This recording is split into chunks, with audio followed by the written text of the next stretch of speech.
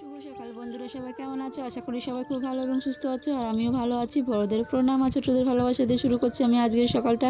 যারা আমার চ্যানেলে ফার্স্ট তাদের বলবো, প্লিজ যদি আমার ভিডিও ভালো লাগে তো লাইক, কমেন্ট, শেয়ার আর সাবস্ক্রাইব করতে ভুলো না।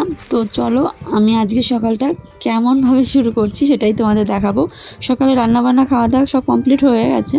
তো এই যে আমি পেঁয়াজ নিয়ে বেরিয়ে গেছি, আর দেখতে পেলে আমার ঘরের কি অবস্থাটা। তো ঘরটা আজকে আমি গোছাবো, ঘরটাকে পরিষ্কার করব।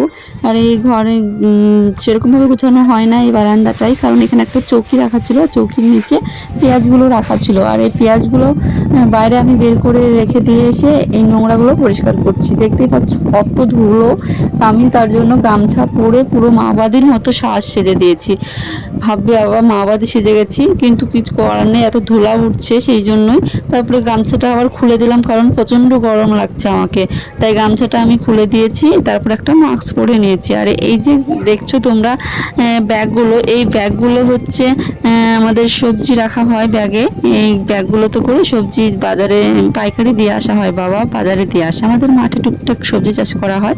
তো আমি তারপরে যে বস্তাগুলো গোছালাম, তারপরে সব জিনিসপত্রগুলো বাইরে বের করছি ঘরের থেকে, সব নোংরাগুলো পরিষ্কার করে নিয়ে তারপরে আবার সবগুলোকে ঘরে সাজাবো। তো সবার ঘরে হয়তো খুব পরিষ্কার থাকে, আমার ঘরটা সবাই নোংরা, দেখতে পাচ্ছ এটা রান্নাঘর। তো এখন থেকে আমি চাইবো প্রত্যেকটা দিন পরিষ্কার পরিচ্ছন্ন করেই রাখার, কারণ এমনি সামনে শুধু ঝাঁটমাট দিয়ে রাখি, ভিতরে এত নোংরা জমে যায়। মাঝে পরিষ্কার না করলে এরকম নোংরা জমে যায়, দেখতেই পাচ্ছ কত নোংরা কত নোংরা। সব ঘরের মধ্যে কিন্তু এখন আর ঢোকাবো না, যেগুলো প্রয়োজনীয় জিনিসপত্র আমি সেগুলোকেই ভিতরে ঢোকাবো।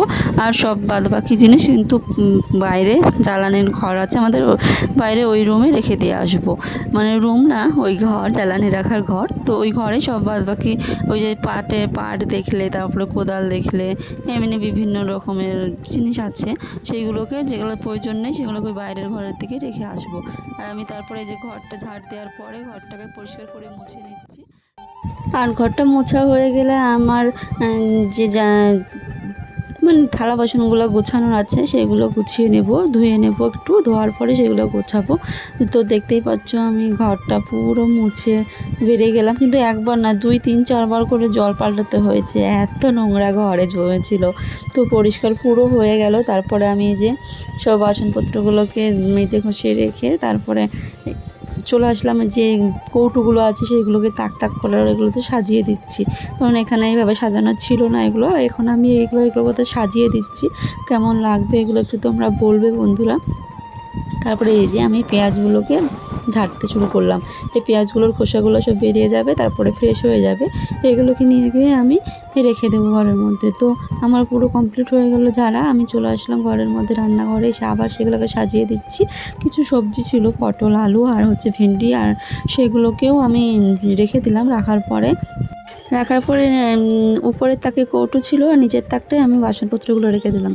তো বন্ধুরা, আমার এই ব্লগটি কেমন লেগেছে তোমরা প্লিজ কমেন্ট করে জানাবে। আর যদি ভালো লাগে তো লাইক, কমেন্ট, শেয়ার করে দিও। দেখা হচ্ছে অন্য কোনো ভিডিওতে, ততক্ষণে সবাই ভালো থেকো।